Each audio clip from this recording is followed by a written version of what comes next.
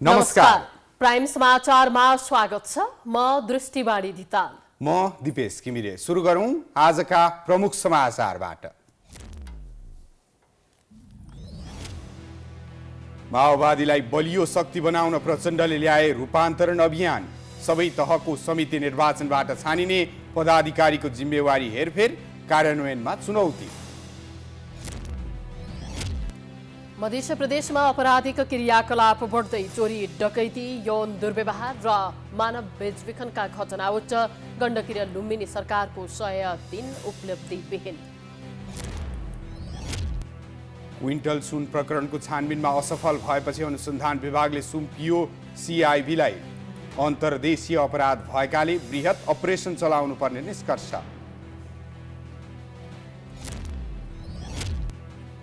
पाकिस्तानमा रेल यात्रा असुरक्षित बन्दै आज कराचीबाट एबोटाबादतर्फ गइरहेको रेल दुर्घटना हुँदा 25 जनाको मृत्यु, 100 जना घाइते। र महिला विश्वकप फुटबलको साबिक उपविजेता नेदरल्यान्ड्स र स्विडेन क्वार्टर फाइनलमा प्रवेश। दक्षिण अफ्रिका र अमेरिका बाहिरिए।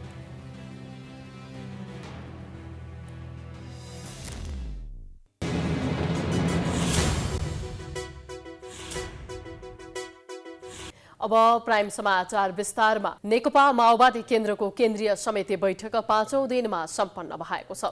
बैठकले जनतासँग माओवादी विशेष रूपान्तरण अभियान निर्णय गरेको छ।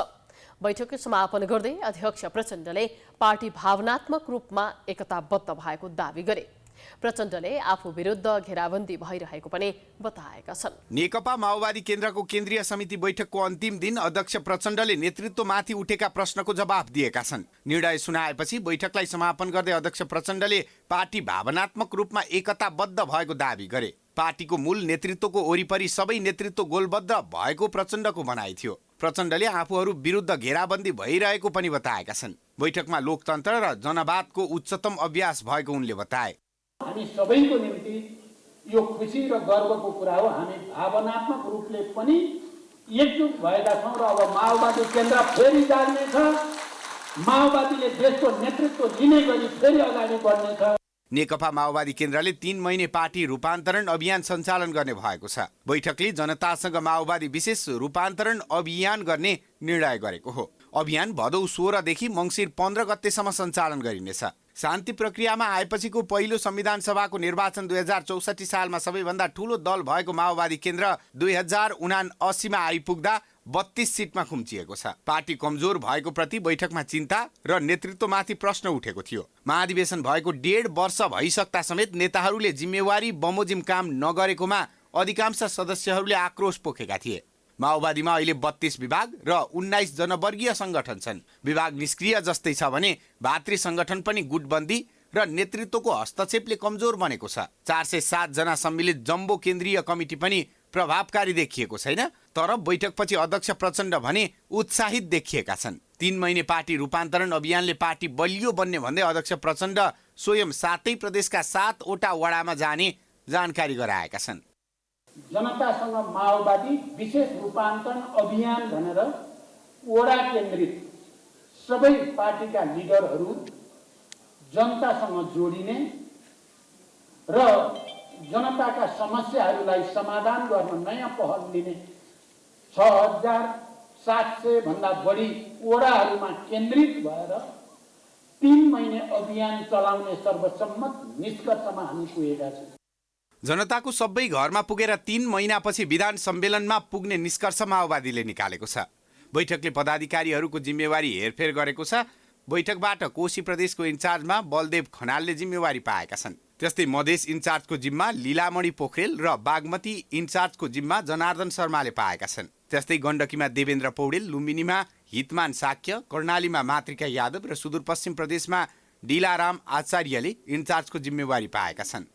सम्पर्क विशेषमा गिरिराज मणि पोखरेल, उपत्यकामा वर्षमान पुन र जनवर्गीय संगठनको इन्चार्जमा पम्फा भूषाल तोकिएकी छिन्। नेकपा एमालेबाट फुटेर पार्टी गठन भएको छोटो अवधिमै नेकपा एकीकृत समाजवादीको अस्तित्व सङ्कटमा परेको छ। नेता कार्यकर्ताले धमाधम पार्टी परित्याग गर्न थालेपछि जारी स्थायी कमिटी बैठकमा नेताहरूले नेतृत्वको आलोचना गरिरहेका छन्।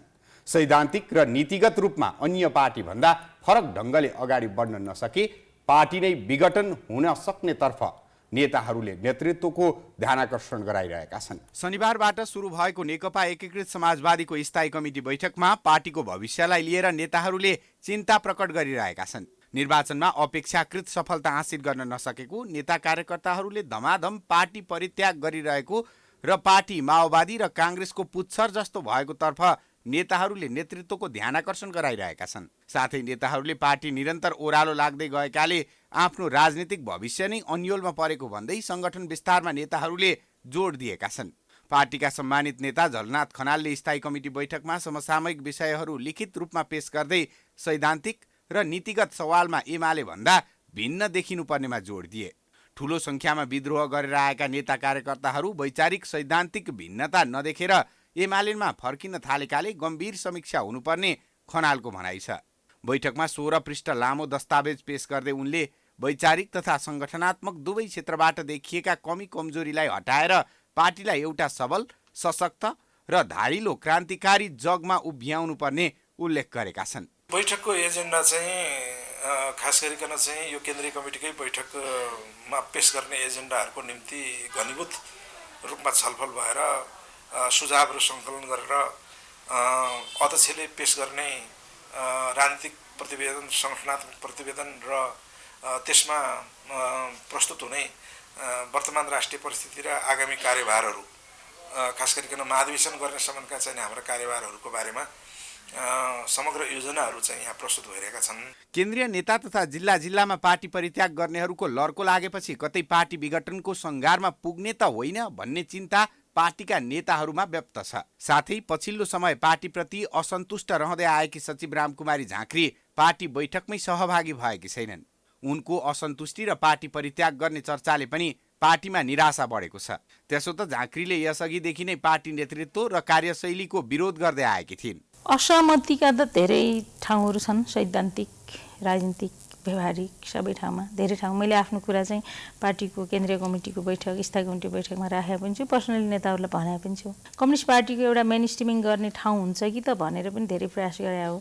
विचार राजनीतिको तहमा छलफल नगरिकन जे भयो यसमा त डिफ्रेन्सेसहरू त धेरै छ। पार्टीमा चौतर्फी निराशा बढेकै अवस्थामा आगामी भाद्रमा पार्टीको केन्द्रीय कमिटी बैठक बस्दैछ। सो बैठकमा पेश हुने विभिन्न राजनीतिक, सङ्गठनात्मक प्रतिवेदन लगायतका विषयमा स्थायी कमिटी सदस्यहरूले सुझाव दिइरहेका छन्। माघको दोस्रो साता पार्टीको महाधिवेशन गर्ने र त्यस अवधिसम्म 1 लाख सदस्य थप गर्ने, सदनलाई सहज रूपमा अघि बढाउने र सरकारलाई प्रभावकारी बनाउने विषयमा बैठकमा छलफल भइरहेको छ। नेकपा माओवादी केन्द्रका अध्यक्ष प्रचण्ड 3 दशक बढी समयदेखि एकछत्र पार्टी नेतृत्वमा छन्। आइतबार सकिएको केन्द्रीय समिति बैठकमा उत्तराधिकारी तयार गर्न विलम्ब गरेको भन्दै उनै प्रचण्डको आलोचना भएको छ।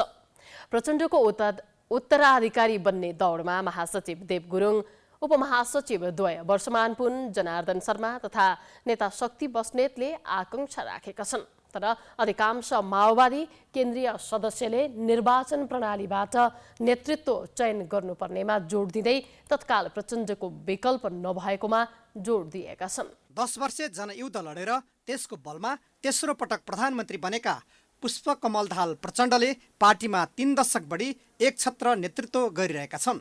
तर प्रचण्डलाई चुनौती दिने नेता माओवादीमा देखिएको छैन, जसका कारण अध्यक्ष प्रचण्डले चाहेसम्म पार्टीमा उनको हालीमुहाली चलिरहने देखिएको छ। निर्वाचन प्रणालीबाट नेतृत्व चयन हुनुपर्ने प्रजातान्त्रिक प्रणालीलाई तिलाञ्जली दिँदै माओवादीको महाधिवेशनमा टिके प्रथाबाट नेतृत्व चयन हुने गरेको छ, जसको कारण प्रचण्ड 34 वर्षदेखि एकछत्र नेतृत्वमा छन्। तर उनले आफ्नो उत्तराधिकारी तयार गरेका छैनन्। यद्यपि दाहालको उत्तराधिकारी बन्ने दौडमा महासचिव देव गुरुङ, उपमहासचिव द्वय वर्षमान पुन, जनार्दन शर्मा तथा नेता शक्ति बस्नेतले आकांक्षा राखेका छन्। नेताहरूले विधि र पद्धति अनुसार विधान संशोधन गरेर गरिने महाधिवेशनले नयाँ नेतृत्व चयन हुने बताउने गरेका छन्।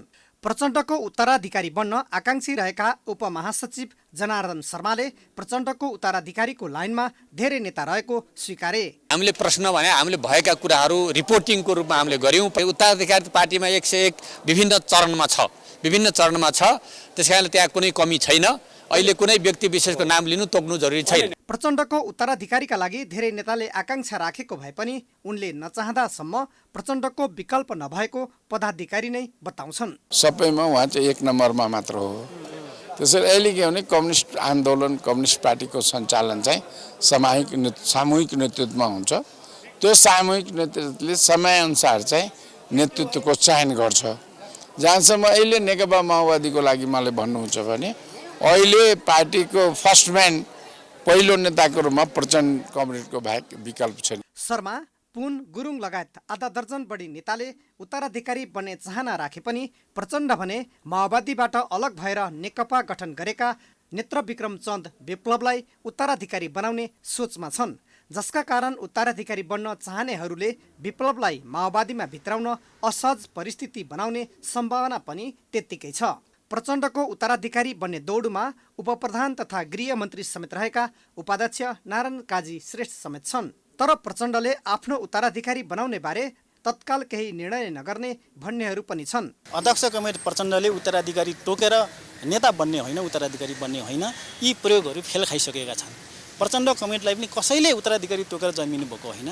एउटा सङ्घर्षको भट्टीबाट इतिहासको आवश्यकताले उहाँको विशेष क्षमता र प्रतिभाले उहाँ नेतृत्व बन्नुभयो, बनिराख्नु भएको छ र अहिले पनि मुख्य नेतृत्व उहाँ नै हो। माओवादीमा पटक पटक परीक्षण भइसकेका नेताहरूको हालिमुहाली छ, जसका कारण सत्तामा गएर परीक्षण नभएका र राजनीतिक भिजन भएका विप्लवलाई पार्टी एकीकरण गरेर नै भए पनि उत्तराधिकारी बनाउने सोचमा प्रचण्ड रहेको माओवादीका कतिपय नेताको भनाइ छ। देशभर फैलिएको लम्पी स्किन रोगका कारण किसानले क्षति बेहोर्नु परेको छ। रोगका कारण किसानका वस्तु भाउ मरेका छन् भने दूध उत्पादनमा समेत कमी हुँदा किसान मारमा परेका छन्। पशु चौपायामा देखिएको लम्पी स्किन रोगका कारण बाँके लगायत देशैभरका किसानहरू मारमा परेका छन्। वस्तु भाउमा देखिएको लम्पी स्किन रोगका कारण दूध उत्पादनमा समेत प्रभाव परेको छ। रोगको प्रभावका कारण बाँकेको जानकी गाउँपालिकामा दूध उत्पादनमा कमी आएको छ। विभिन्न बैंक तथा सहकारीबाट ऋण कर्जा लिएर पशुपालन गरिरहेका किसानहरू दूध उत्पादनमा कमी आउँदा समस्यामा परेका छन्। दूध कम होगा सब भैंस के रोग के कारण से? हाँ, रोग के कारण से भाई भैंसे मरत है। जो रोग लाग है टाइम से दवाई नहीं पहुंचत है। सरकार जो दे देत कुछ राहत तो बढ़िया हो जात। ये कितना समस्या है ज़्यादा। बस बीमार हो गए हैं तो इनके दवाई मौके से नहीं होता है। अब यो रोग में हमीलाई केही राहत छैन। भैँसीले गाई दूध दिने र 10 लिटर दूध दिने ठाउँमा अहिले 5-6 लिटर दूध दिन्छन्। बिरामी हुँदा हुँदा पनि भैँसी मर्छन्। नेपाल सरकारले अथवा यो स्थानीय तह र प्रदेश सरकारले केही राहत हामीहरूलाई दिँदैन। यदि दिए भने हामीलाई केही राहत हुन्थ्यो। देशव्यापी रूपमा फैलिएको लम्पी स्किन रोग नियन्त्रणका लागि जानकी गाउँपालिकाले किसानहरूको घर घरमा पुगेर समेत उपचार गर्दै आएको जनाएको छ। रोगका कारण किसानहरू प्रत्यक्ष मारमा परेका छन् भने दूध उत्पादनमा समेत प्रभाव परेको छ। रोग लागेका वस्तुभाउबाट उत्पादित दूध काँचै नखान र तताएर खानाले कुनै मानवीय स्वास्थ्यमा असर नपर्ने विज्ञले सुझाव दिएका छन्। जुनसुकै रोगको लागि पनि के हुन्छ भने सबै यो जनावरबाट उत्पादन हुने जुन दूध छ, जुनसुकै रोगको लागि पनि दूध काँचै नखाने भन्छ हैन। त्यसकारण यो रोगमा पनि यदि अब यो दूध छ भने सकभर तताएर खाँदाखेरि त्यस्तो चाहिँ केही हुँदैन। वस्तुभाउमा लम्पी स्किन रोग फैलिएपछि जिल्ला पशु सेवा कार्यालयबाट केही औषधि पठाएको जानकी गाउँपालिकाले जनाएको छ। कार्यालयबाट पठाएको औषधिले मात्र नपुग्ने भएकोले पालिकाको तर्फबाट पनि गर्ने र कार्यपालिकाको तर्फबाट बैठक बसेर किसानहरूलाई परेको पीडामा क्षतिपूर्तिको व्यवस्था गर्ने जानकी गाउँपालिकाले जनाएको छ।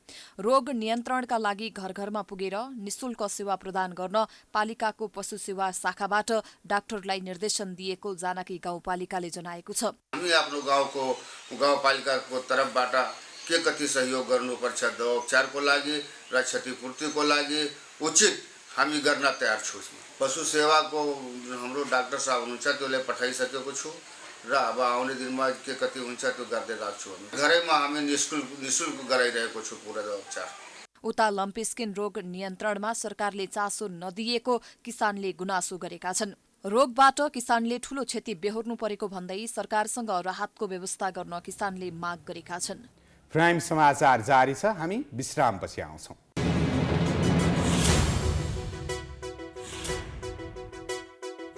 विश्रामपछि स्वागत छ। अब बाँकी समाचार। कन्सुलर सेवा विभागले प्रहरी चारित्रिक प्रमाणपत्र पुलिस रिपोर्ट अब अनलाइनबाटै प्रमाणीकरण हुने व्यवस्था गरेको छ। सेवा लिन आउने सयौं सर्वसाधारणको शास्तिलाई मध्यनजर गर्दै विभागले पुलिस रिपोर्ट अनलाइनबाटै उपलब्ध गराउने भएको हो। यससँगै कार्यालयमा भौतिक भिड कम हुनुका साथै सेवा प्रवाहमा पनि सहज हुने विभागको विश्वास छ। काठमाडौँको त्रिपुरेश्वर स्थित राहदानी र कन्सुलर सेवा प्रवाह गर्ने भवनको आकार ठूलो भए पनि यसको सेवा प्रवाह भने कमजोर बन्दै आइरहेको छ। प्रायजसो सेवा लिन विभाग पुग्ने सयौं सेवाग्राहीले दैनिक दुःख पाउने गरेका छन्। हरेक दिन सेवाग्राहीले राहदानी र कन्सुलर सेवा लिन आउँदा पटक पटक शास्ति खेप्दै आइरहेका छन्। लिखित फारम बन्देज गरिसकेको राहदानी र कन्सुलर सेवा विभागको अनलाइन फारम भर्न भने निकै शास्ति हुने गरेको छ। सातामा 3-4 दिन सर्भर बिग्रने, फारम भरे पनि फारम शुल्क तिर्ने, सिस्टम नै ह्याङ हुने र अनलाइन फारम भर्न नजान्नेहरू बिचौलियाकै भर पर्नुपर्छ। कन्सुलरको सेवा प्रक्रिया नै नजान्नेलाई बिचौलियाले ठगी गर्दै आइरहेका छन्। विभागले अनलाइन फारम भर्ने र बैंकिङ भाउचर तिर्न सहजीकरण समेत नगर्दा चर्को मूल्य तिरेर सेवा लिन सेवाग्राही बाध्य भएका छन्। अब भने यी समस्याको अन्त्य हुने भएको छ। कन्सुलर सेवा विभागले आइतबारदेखि प्रहरी चारित्रिक प्रमाणपत्र पुलिस रिपोर्ट अब अनलाइनबाटै प्रमाणीकरण हुने व्यवस्था मिलाएको छ। अब सेवाग्राहीले घरमै बसेर सजिलैसँग प्रहरी चारित्रिक प्रमाणपत्र बनाउन सक्नेछन्।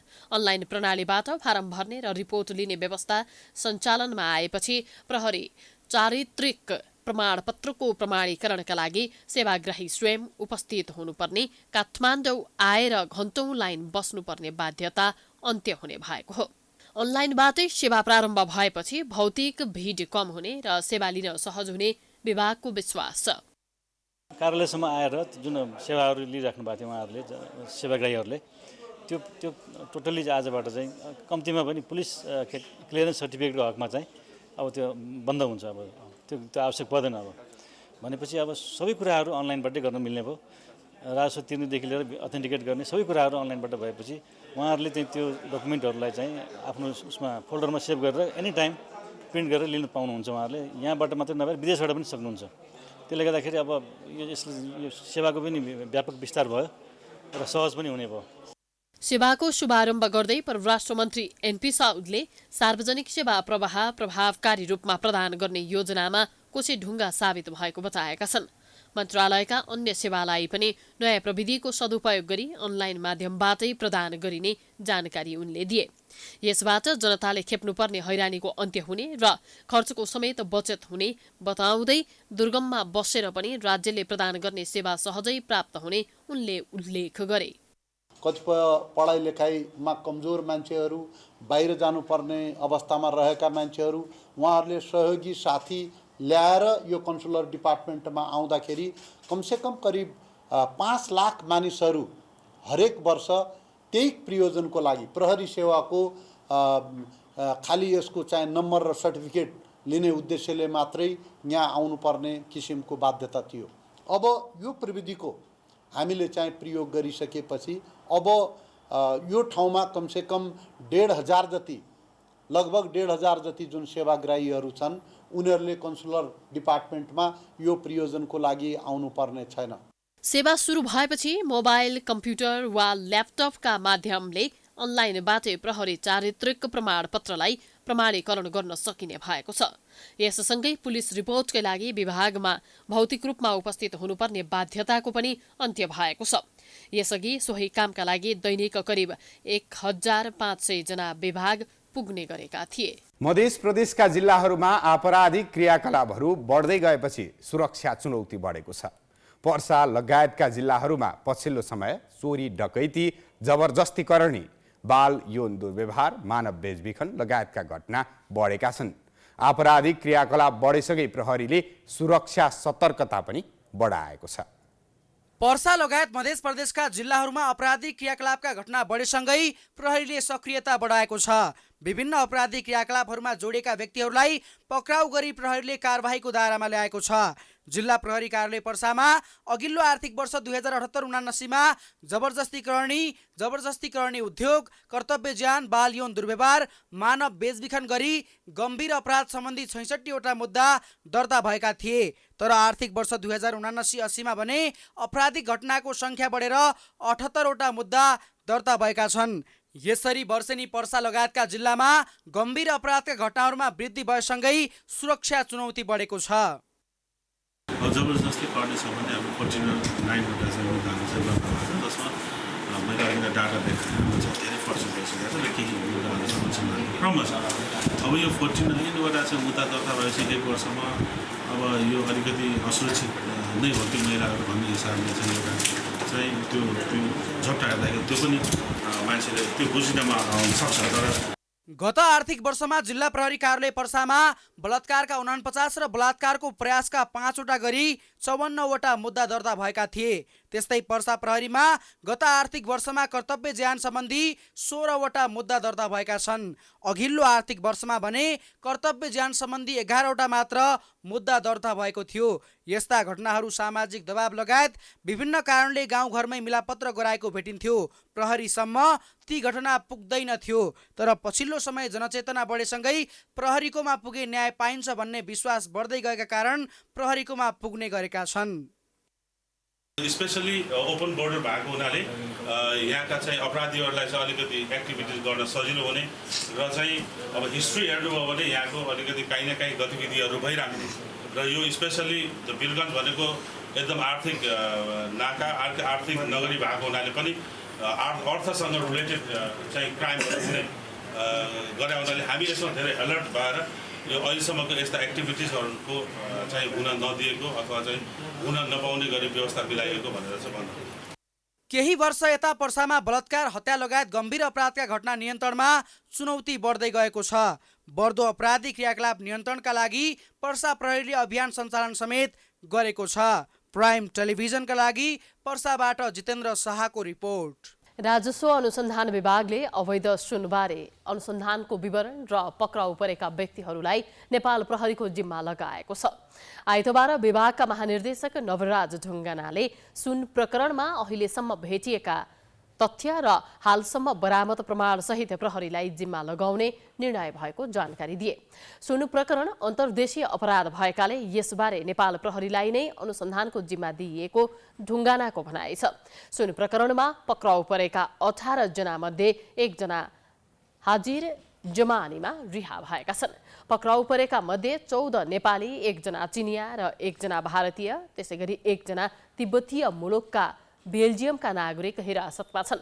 राजस्व चुहावट सम्बन्धी अनुसन्धान विभागले गर्ने र संगठित अपराध सम्बन्धी अनुसन्धान प्रहरीले गर्ने महानिर्देशक ढुङ्गानाले जानकारी दिए। गण्डकी प्रदेश सरकारले 100 दिनको उपलब्धि सार्वजनिक गरेको छ। मुख्यमन्त्री सुरेन्द्र राज पाण्डेले सार्वजनिक गरेको 100 दिने उपलब्धिमा नीति तथा कार्यक्रम र बजेट पारितलाई समेत राखिएको छ। सरकारले आफ्नो 100 दिन उपलब्धि मूलक भएको दावी गरे पनि पाण्डे नेतृत्व सरकारका 100 दिन विवादित तथा प्रगतिविहीन भएको आरोप छ। गण्डकी प्रदेश सरकारले 100 दिनको उपलब्धि सार्वजनिक गरेको छ। शनिबार मुख्यमन्त्री सुरेन्द्र राज पाण्डेले सार्वजनिक गरेको 100 दिने उपलब्धिका नीति तथा कार्यक्रम र बजेट पारितलाई पनि राखिएको छ।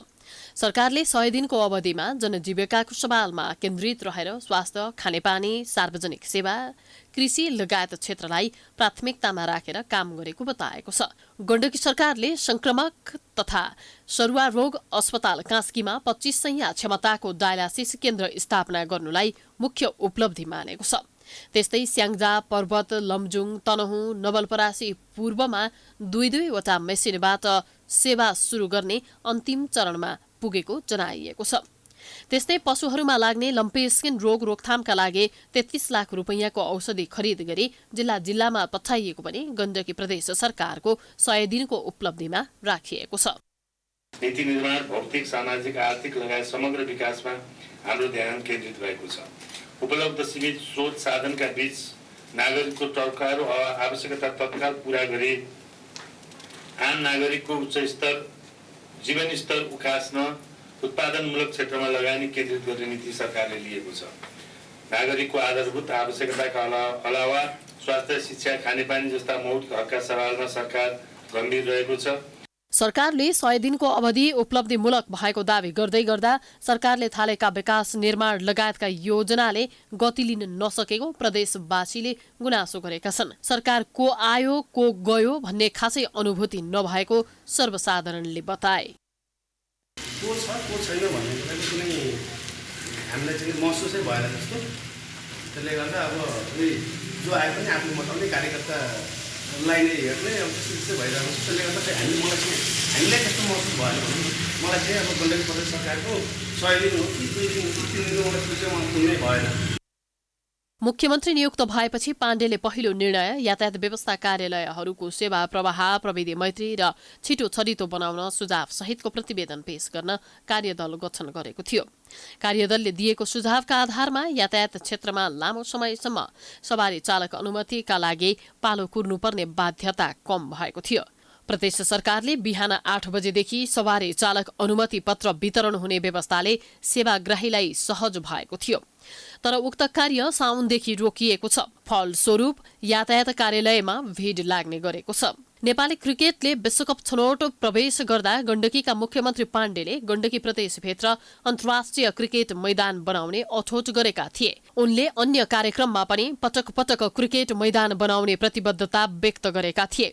तर सरकारले अन्तर्राष्ट्रिय क्रिकेट मैदान बनाउन कुनै बजेट विनियोजन समेत गरेन। त्यस्तै पाण्डे नेतृत्वको सरकारले गोर्खा केन्द्रित बजेट बनाएको, संघीयताको पहिचान दिलाउने खालका संस्थाको बजेट कटौती गरेको, सामाजिक विकास मन्त्रालय मार्फत टुक्रे योजनाहरू वितरण गरेको समेत आरोप लागेको छ। प्राइम टेलिभिजनका लागि कास्कीबाट अनिता घिमिरेको रिपोर्ट। बोक्सीको आरोपमा घर निकाला भएकी महोत्तरीको पिपरा 3 की काजल कुमारी देवीले न्यायको माग गर्दै जिल्ला प्रहरी कार्यालय महोत्तरीमा जाहेरी दिएकी छिन्।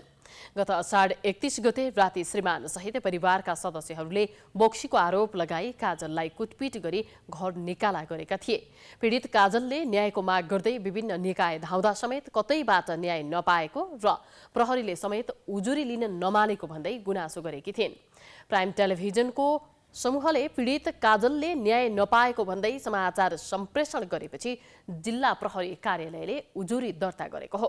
पीडित काजलले श्रीमान विनोद दास सहित 3 जना विरुद्ध जाहेरी दर्ता गराएसँगै प्रहरीले श्रीमान विनोद दास र उनको जेठी शिला देवीलाई पक्राउ हाल गर्न 3 बस्ने विनोद दासको पत्नी वर्ष 32 काजल दासले चाहिँ आफ्नै श्रीमान र आफ्नो श्रीमानको जेठी श्रीमती र अन्य एकजना व्यक्ति लगायत चाहिँ बोक्सीको आरोप लगाएर विभिन्न समयमा विभिन्न किसिमको कुटपिट गर्ने, बोक्सी झारे न्युमा चाहिँ यातना दिने काम गरेको भन्दा हुनाले निजलाई चाहिँ कारबाही गरी पाऊँ भनेर हामीलाई चाहिँ यो 2080 साल 4 महिना 19 गते जाहेरी परेको छ। उक्त जाहेरीलाई हामीले रिसिभ गरेको छ र उक्त जाहेरीमा उल्लेखित आरोपीमध्ये 2 जना विनोद दास र निजकै जेठी श्रीमती शिला देवी दासलाई हामीले निन्दन लिइसकेका छौँ।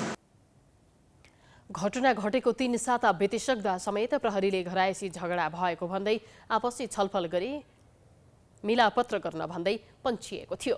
घर निकाला भएकी पीडित काजल गत साउन 1 गतेदेखि छिमेकीको घरमा बस्दै आएकी छिन्।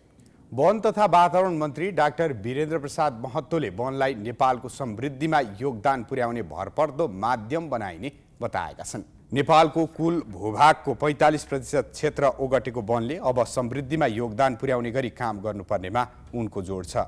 आज राउन्ड टेबल नेपालले 1 लाख बिरुवा रोपेको अवसरमा काठमाडौँको टेकुमा रहेको श्री महेन्द्र सरस्वती सेवा आधारभूत विद्यालयको प्राङ्गणमा आयोजित विशेष कार्यक्रममा प्रमुख अतिथिको रूपमा सम्बोधन गर्दै मन्त्री महतोले यस्तो बताएका हुन्। सो अवसरमा उनले संस्थाले हरियाली देश बनाउन खेलेको भूमिकाको खुलेर प्रशंसा पनि गरे। राखेर गइसक्नु भएको छ। आज म यो संस्थालाई जति पनि धन्यवाद दिन चाहे पनि कमै हुन्छ होला, किन भन्दाखेरि एउटा यो संस्था, यो राउन्ड टेबल भन्ने संस्था यो नेपालमा मात्रै होइन कि 35 कि 36 वटा कन्ट्रीमा यो हराभरा सहर, हराभरा देश बनाउने जुन लक्ष्य र उद्देश्यबाट उहाँहरूले जुन किसिमको एउटा सामाजिक र समाजप्रति उत्तरदायित्व हुने किसिमका कामहरू जुन गरिराख्नु भएको छ, उहाँहरूलाई म मुरी धन्यवाद दिन चाहन्छु। उनले सरकारका तिनै तहका निकाय र सरकारवाला बीच समन्वय गरेर वन जोगाउने र देशको समृद्धिमा यसको योगदान बढाउन भूमिका निर्वाह गरिने बताए। उनले हरेक व्यक्तिको जन्मदिनलाई यादगार बनाउनुका लागि स्थानीय तहसँगको समन्वयमा बर्थडे पार्क बनाउन सकिने अवधारणा पनि सार्वजनिक गरेका छन्। कोशी प्रदेशको उदयपुरमा डेङ्गुका बिरामीको संख्या बढेको छ। पछिल्लो 19 दिनको अवधिमा 124 जनामा डेङ्गु संक्रमण पुष्टि भएको छ। डेङ्गुको जोखिम बढेपछि सरकारवाला निकायले बजार क्षेत्रमा खोज तथा नष्ट अभियान सुरु गरेको छ। उदयपुर जिल्लामा श्रावण महिनाको 1 गतेदेखि 19 गतेसम्ममा सरकारी अस्पतालहरूमा 438 जनाले डेङ्गु संक्रमणको जाँच गराएकोमा 124 जनामा डेङ्गु पोजिटिभ पाइएको छ।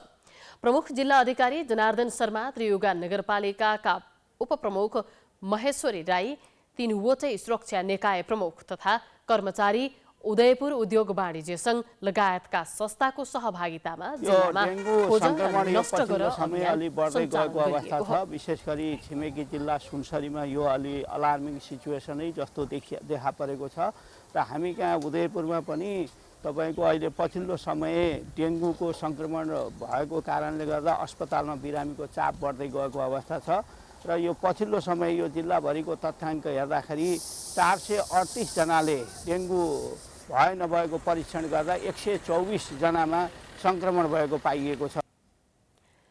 त्रियुगा नगरपालिकाको आयोजना तथा स्वास्थ्य कार्यालय र जिल्ला प्रशासन कार्यालयको समन्वयमा डेङ्गु संक्रमण सार्न सक्ने लामखुट्टेको सम्भावित वासस्थानको खोजी गरी नष्ट गर्ने काम गरिएको छ। प्राइम समाचार जारी छ। हामी विश्रामपछि आउँछौँ।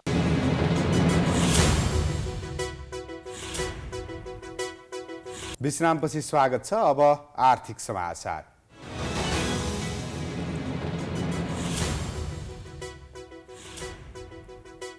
नेपालमा खाद्यान्न उत्पादनको अवस्था र बाहिरबाट आयात हुने खाद्यान्नको अवस्था हेर्ने हो भने कृषि प्रधान देश नभई खाद्यान्न आयात गर्ने देश भनेर चिन्नुपर्ने अवस्था छ।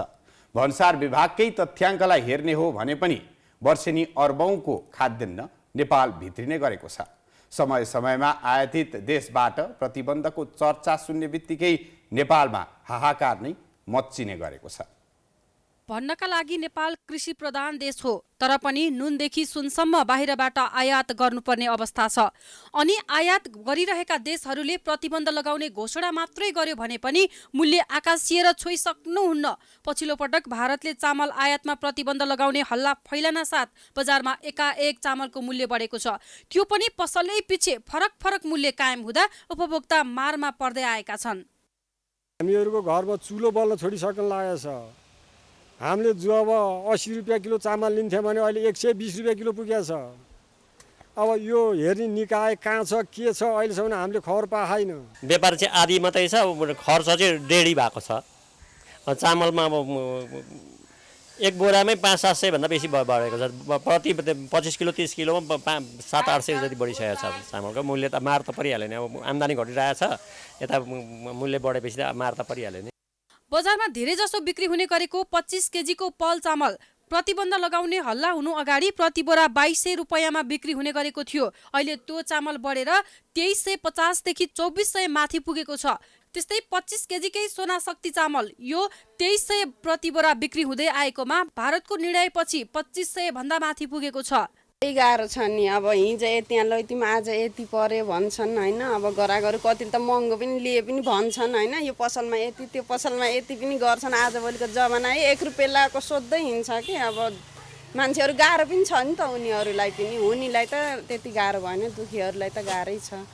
त्यही भएर गाह्रो त धेरै गाह्रो हुन्छ। हिजो यसमा लको आज यस्तो महँगो तपाईँहरूले बढाउनु भयो भन्छन्, हामीलाई बढाए जस्तै गरेर।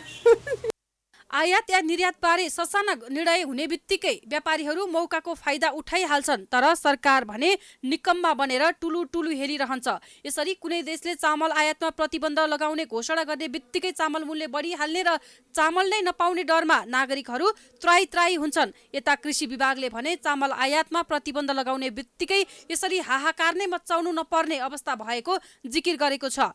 हाम्रो उत्पादन पनि एकातिर छ, त्यति धेरै हामी नपुग अवस्थामा नि छैनौँ र यसलाई चाहिँ अब हामीले आफ्नै उत्पादनलाई चाहिँ यसको मार्केटिङ पार्टलाई हामीले मिलाउन सक्यौँ भने केही मात्रामा चाहिँ यो समस्याबाट हामी आफै जुझ्न सक्छौँ कि जस्तो लाग्छ। र अर्को हाम्रो आफ्नो कार्यक्रमहरू पनि कतिपय कार्यक्रमहरू अगाडि बढिरहेका छन् र त्यसले गर्दा पनि जति मार्केटमा भएको हल्ला जस्तोमा त्यति धेरै समस्यामा हामी पुग्दैनौँ कि जस्तो लाग्छ मलाई।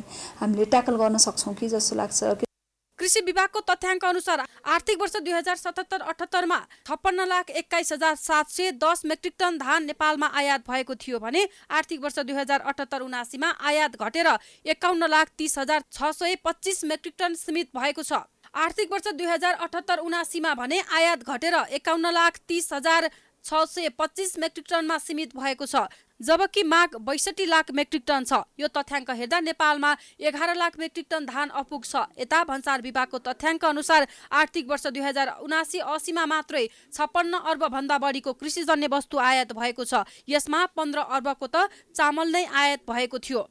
चीन, Bharat, Indonesia, Bangladesh, Thailand, Vietnam, Myanmar, Philippines, Cambodia र पाकिस्तान संसारकै 10 प्रमुख धान उत्पादक देश हुन्। यो सूचीमा नेपाल 17औं स्थानमा पर्छ। तर कृषि प्रधान देशका जनता हामी अर्बौंको चामल किनेर खान बाध्य छौं, त्यो पनि व्यापारी र बिचौलियाले तय गरेको महँगो मूल्यमा। साताको पहिलो कारोबार दिन आज नेपाल स्टक एक्सचेन्ज नेप्सेमा उच्च अङ्कको गिरावट आएको छ।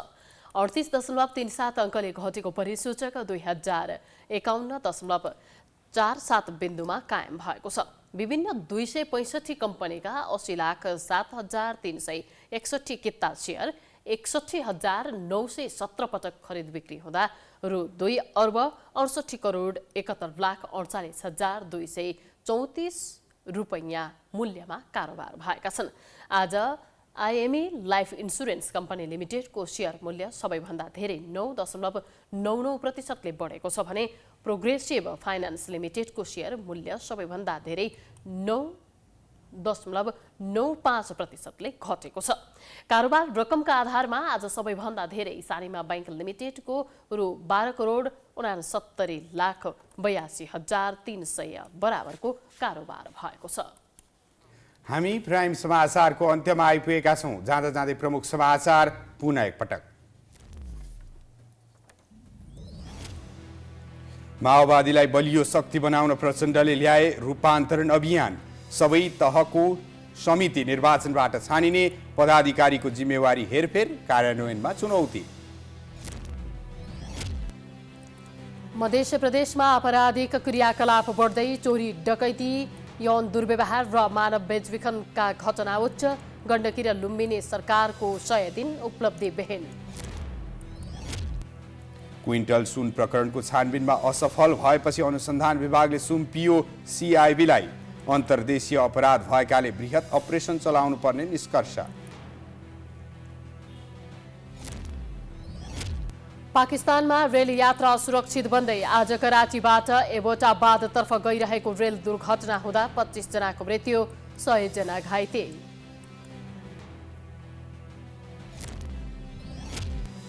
र महिला विश्वकप फुटबलको साबिक उपविजेता नेदरल्यान्ड्स र स्विडेन क्वार्टर फाइनलमा प्रवेश। दक्षिण अफ्रिका र अमेरिका बाहिरिए।